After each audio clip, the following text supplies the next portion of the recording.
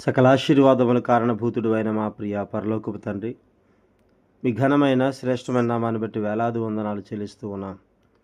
ప్రతి దినం ఈ రీతిగా మీ పాదాల చెంత చేరి శ్రేష్టమైన మీ మాటలు ధ్యానించడానికి, నేర్చుకోవడానికి మీరు ఇస్తున్న మహాకృపను బట్టి వందనాలు.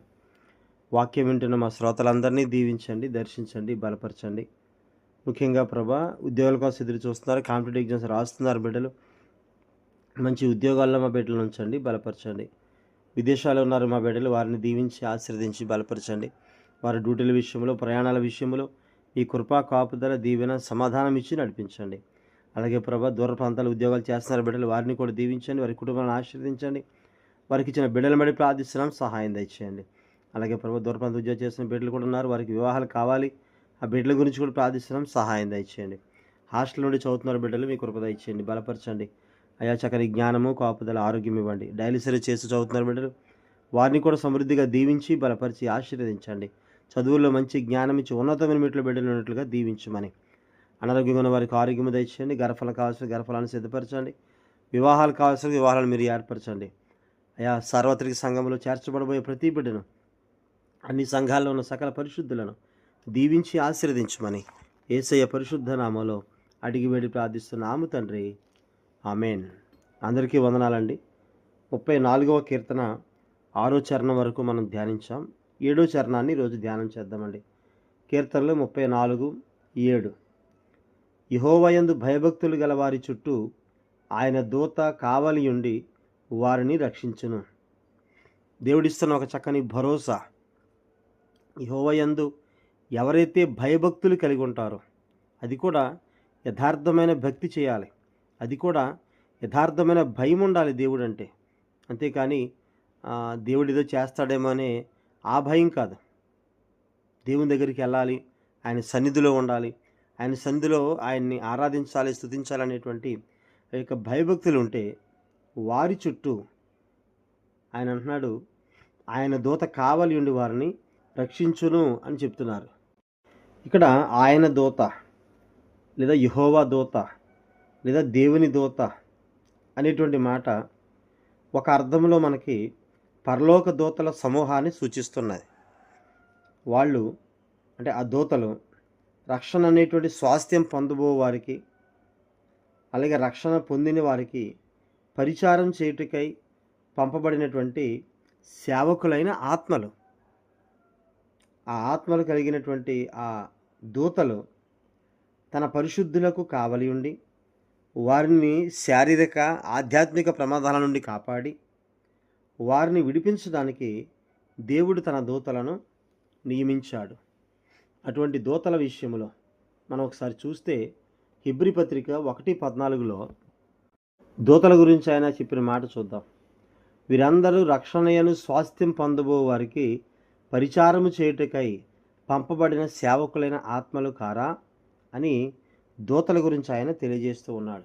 అంటే మనకి పరిచర్య చేయడానికి ఎవరైతే రక్షించబడబోతున్నారో, రక్షణ స్వాస్థ్యం అందుకోబోతున్నారో, దేవుని యథార్థమైన భయభక్తులు కలిగి ఉన్నారో వాళ్ళని దేవుడు ఎప్పుడు కూడా, మన దగ్గర ఎవరు లేరనుకుంటాము కానీ మనం ఎక్కడ పని చేస్తున్నా, ఎక్కడ ఉద్యోగం చేస్తున్నా, ఎక్కడికి మనం ప్రయాణం చేస్తున్నా కూడా మన చుట్టూ దేవుని దూతలు కావలి ఉంటారు. మన చుట్టూ దేవుని దూతలు కాపలా ఉంటూ ఉంటారు. వాళ్ళు మన కొరకు పరిచర్య చేయడానికి, పరిచారం చేయడానికి పంపబడిన ఆత్మలు, దేవుని దూతలు అనే విషయం చెబుతూ ఉన్నారు. ఆదికాండం 32వ అధ్యాయంలో మొదటి 2 వచనాలు చూస్తే అండి, 32:1-2లో ఆదికాండంలో యాకోబు తన త్రోవను వెళ్ళుచుండగా దేవదూతలు అతనిని ఎదుర్కొనిరి. యాకోబు వారిని చూచి ఇది దేవుని సేన అని చెప్పి ఆ చోటుకి మహనయీము అని పేరు పెట్టాను. మహనయీము అంటే అక్కడ మనం చూస్తున్నాం 2 సేనలు అని కింద ఫుట్ నోట్లో. అంటే వాళ్ళు మహాపరాక్రమం కలిగినటువంటి వాళ్ళుగా అక్కడ మనం చూస్తూ ఉన్నాం.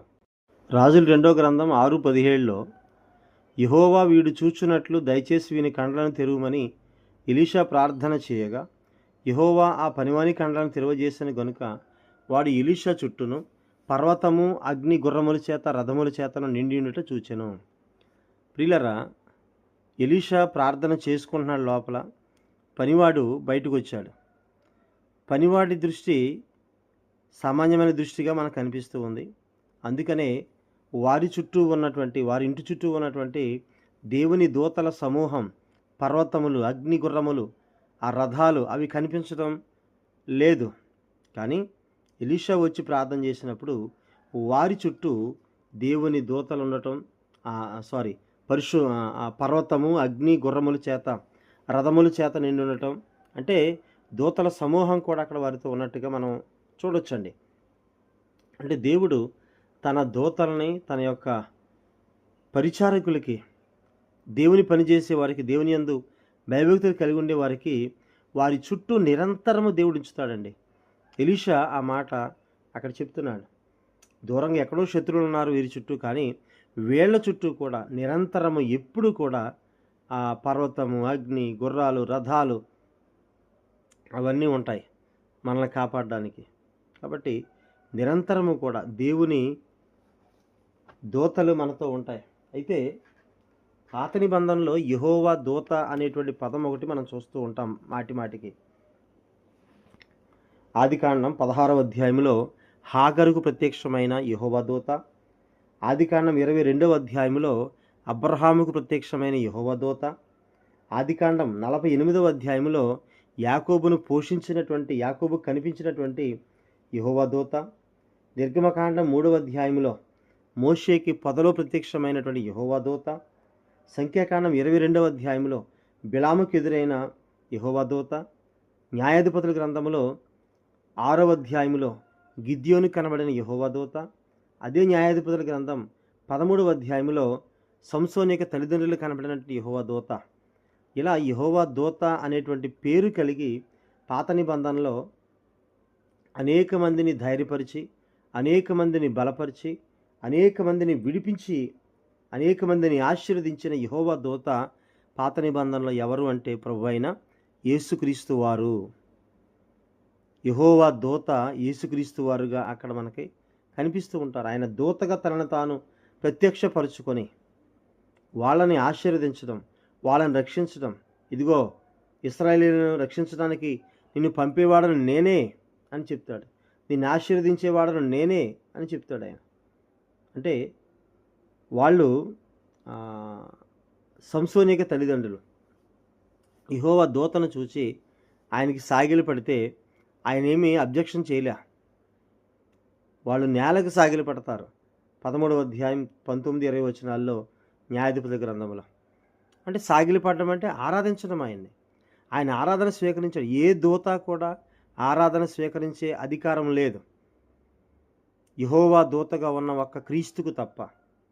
కాబట్టి ఇలా యెహోవా దూతగా ఆయన చాలా చోట్ల ఉండి, చాలా చోట్ల పాత నిబంధనలో ఆయన వారికి మాటిమాటికి కనిపించి, ఆయన పాత నిబంధనలో తనను తాను ఆ విధంగా యెహోవా దూతగా తనను తాను ప్రత్యక్షపరుచుకొని మనిషిగా కూడా కనిపిస్తాడు కొన్ని సందర్భాలు. అబ్రహాముకు కానీ, యాకోబు తెల్లవారే వరకు పెరుగులాడినప్పుడు అక్కడ ఒక మనిషితో ఉన్నటువంటి ఆ మనిషి కానీ, ఇలా మనుష్య రూపంలో కూడా ఆయన అప్పుడప్పుడు కనిపిస్తూ ఉంటారు. అంటే అది పాత నిబంధనలో ఆయన మరుగు చేయబడిన మర్మం అంటాడు పౌలు గారు కొత్త నిబంధనలో. కాబట్టి ఆ క్రీస్తుని గూర్చిన మర్మం అని చెప్తూ ఉంటాడు.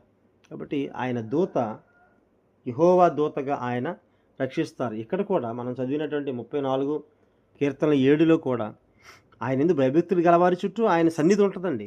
ఆయన ఉంటాడు, తన ఆత్మతో నింపుతాడు, తన దూతలు మన చుట్టూ ఉంచుతాడు ఆయన. కాబట్టి దేవుని యొక్క మహా గొప్ప కార్యము దేవుడు మనకి ఇచ్చినప్పుడు ఖచ్చితంగా ఆ కార్యాన్ని బట్టి మనము దేవుల్లో మనం ముందు కొనసాగి దేవుని దగ్గరికి మనం వెళ్ళాలి.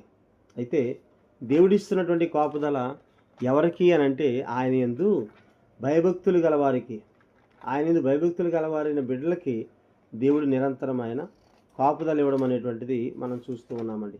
కాబట్టి అలాగే మనం కాపుదల దేవుడిచ్చినప్పుడు ఆ కాపుదలను పట్టుకుని మనం చక్కగా దేవుళ్ళ ముందు కొనసాగాలి. అలాగే ఏలియా కూడా ఒకసారి నిరుత్సాహం కలిగినప్పుడు ఆ ఏలియా బదరి వృక్షం క్రింద కూర్చొని నేను ఇంకా నా పితరుల కంటే ఎక్కువ కాదు, ఎంత మటుకు చాలు అంటాడు. కానీ అక్కడ యెహోవా దూత వచ్చి ఆహారం ఇచ్చి మరలా ధైర్యపరిచి పంపిస్తుంది. అప్పుడు నిరుత్సాహము వదిలిపెట్టి నిరీక్షణలోనికి పరిగెడతాడు. కాబట్టి మనం కూడా ఆయన యందు భయభక్తులు కలిగి ఉంటే ఆయన దూత మనల్ని నిరంతరము కాపాడి రక్షిస్తుంది. దేవుడు తన మాటలు దీవించును గాక. ఆమేన్. అందరికీ వందనాలండి.